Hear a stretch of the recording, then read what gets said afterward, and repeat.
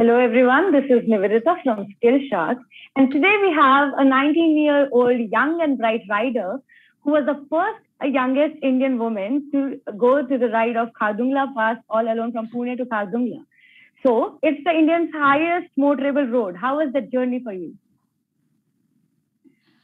It was truly something that I never imagined I would do, first of all. But when I did complete it, which I still cannot believe I have, the feeling is really awesome.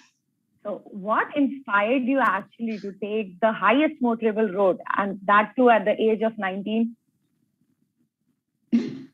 So when I first started riding my motorcycle, I really wanted to travel to various places. And as every biker's dream it is to go to Ladakh, it was mine too.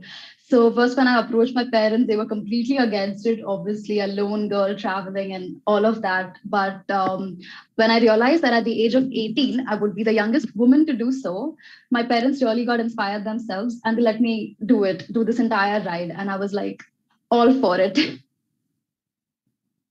So, okay, let's get to the inception of it. How did this passion for riding start for you? So the passion really started in like December 2020, which was last year. And for me, it just started off with breaking the stereotype and being that girl who rides a bike, who knows how to ride a bike, like, just standing out. But obviously that right now has translated into something much more for me than just knowing how to ride a bike. It's for me now developing my skills. So at that time, we did not really have a bike and I wanted to learn how to ride. So my dad was really supportive of this. He hired like a bike, which is the Yamaha FZ, for a month just so that I could learn. And during that month, I used to take the bike out. I went once to Lonavala. I mean, at that time, I was just learning, so I was pretty cautious, but it was really fun. And I knew that this is something I really want to do and continue from there. Yeah, so I've heard that you have gone to very beautiful places like Lonavala, Mahabaleshwar, Goa from your bike. Yes. So every journey, every ride has a different story to it. So are there a few instances that you would like to share with us? I mean, obviously, I've been to places like Lonavala and Mahabaleshwar, but nothing tops the experience that I had when I went to Ladakh. That is like the best, hands down. The experiences, every ride has its own experience, own something special. But out of all the rides that I did, Ladakh was obviously the best so far. Experiences are good and bad. Let me start with telling you like a really good experience that I had. It was actually that I knew I was traveling alone. And my dad always instructed me that in case something happens and you're there, always trust the Indian Army. So for me, I always had that thought in my mind. I do not really think that I would ever use that. But then once there was this point where I was traveling from Kargil on my way to the city Leh. And over there, I was traveling all alone. The sun was setting low and there was no data over there. And I was so unsure of the route. And there was no route, actually. The roads were really horrible. And I was not sure if I'm going in the right direction. There was a pass called Zojila Pass. People call it Godzilla Pass right now because that's how terrifying that pass is. And though I was so unsure, I came across an army convoy. So I was like, let me put my mind at ease and ask a direction from the army officers, which I know I can trust. And I did ask, I stopped my bike, I relaxed. I had a nice tiny conversation with them and it just put my mind to ease. And that felt so good because they also were worried like an alone girl rider, 18 years old in this such a terrible location. They were genuinely worried. And just that tiny exchange meant everything to me with the Indian Army. And from there, I was on my way. And I reached my destination safely. That is so great to hear. Like, literally. Yes, please continue. Yeah, like being the daughter of a defense personnel myself and belonging to the women in motorsport. Oh, that's amazing. So, like, I've been to that place. I've been in that scenario. Like, I started riding bike in a defense campus itself. And the trust you get from people there, it will not be worrying. It will be the trust. Hey, girl, you can do it. So you can blindly trust. Immense proud. That is what the Indian Army or Indian Defense Indian Army all about is. Yeah. And listening to the whole journey, it's like being women in motorsports, being women who ride, it's just immense pleasure to listen. Yes. Yeah. very As much we're is. discussing motorsport, I heard you recently participated in TVS Track Day. How was the experience? Yeah, so like as I said, I learned the motorcycle just last year. And after that, I did not want to just let go of riding. And that time I did not have a bike. But my dad insisted that, I'm young, I can pursue a career. And I really loved, I had a love for speed. So I was like, let me put my hands into the, whole racing situation.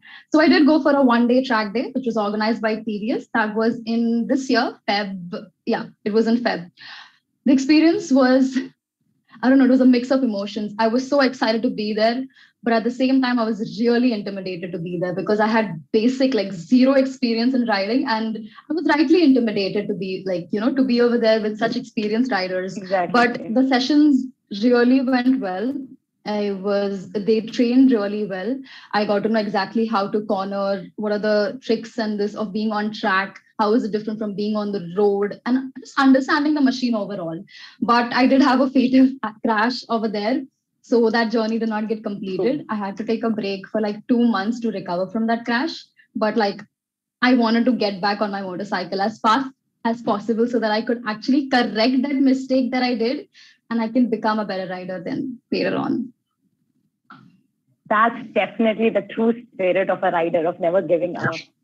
So when we discuss the true spirit of rider, it is really, really difficult to maintain your daily life and riding passion together. Like I heard you're pursuing your bachelor's right now. How do you manage your college life and riding passion together? Because generally people come up with the questions like, oh my God, I do really want to do this, but I don't have time for this. But that definitely is not the scenario for you. So what is your tips for people out there? So like, I always wanted to do designing. That was always my first love.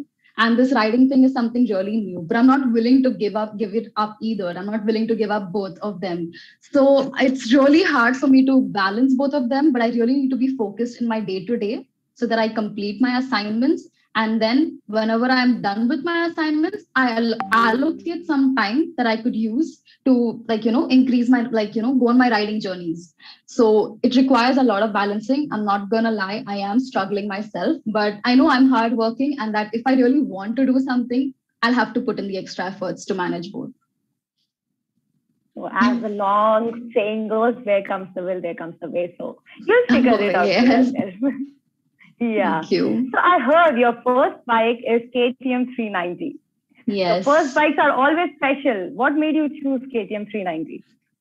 So like I did try out many bikes. Believe me, I tried every bike in the market that I could for my purpose. So whenever looking for a bike, you should think of what your purpose is with the bike. Are you willing to commute, race, tour? So for me, it was touring. I wanted to travel different places, experience new things and everything, like all of the journey bit. So I had tried a couple of bikes, but for me, KTM stood out the most because it had the good electronics. The seat height was very manageable for me. It wasn't as huge as the Adventure 390, which I was supposed to buy, but I really got intimidated by it. Like I'm thin, I'm short. How would I ever be able to manage that bike? So that's why I took a step back from Adventure 390 and I came to the Duke 390. And that's how I decided. I thought this was a perfect bike. Although it's not made for touring, it does do the job. Like that's a very capable machine. It's powerful. And as I said, it has all electronics. So it did support me through all of the Ladakh journey. So it's an absolutely amazing bike for me. That's great to hear. Now, again, as we were discussing about motorsports in itself is a stigmatic hot topic in India. And when we think about motorsports, especially in India, it's more concentrated to either Formula sports or rally races, and people hardly are focusing on two-wheelers. But nowadays, the trend is changing. So what is your viewpoint on it? And what do you suggest for the motorsport community of India to focus on two-wheeler? How can that engagement be increased even further? So like as far as interest in bikes go and motorsports, like India is far behind, but it definitely is catching up. Like the awareness is really spreading. But as long as you're not in the community or not into biking, you wouldn't definitely be aware of how in depth the motorsport community is in India, how large it is, which it is huge. There are like races every now and then, small track races, huge track races, training programs. And for people like me who really want to, get into it, with the right support right now in today's generation, we are able to do it. Like I'm assuming that years earlier, people wouldn't be able to get that kind of resources that we do have right now. So that is really great. That's what's happening. But as far as what they could change, I'm so sorry. I wouldn't know what to do for that. It's just probably just spreading more awareness about the sport Completely okay. overall.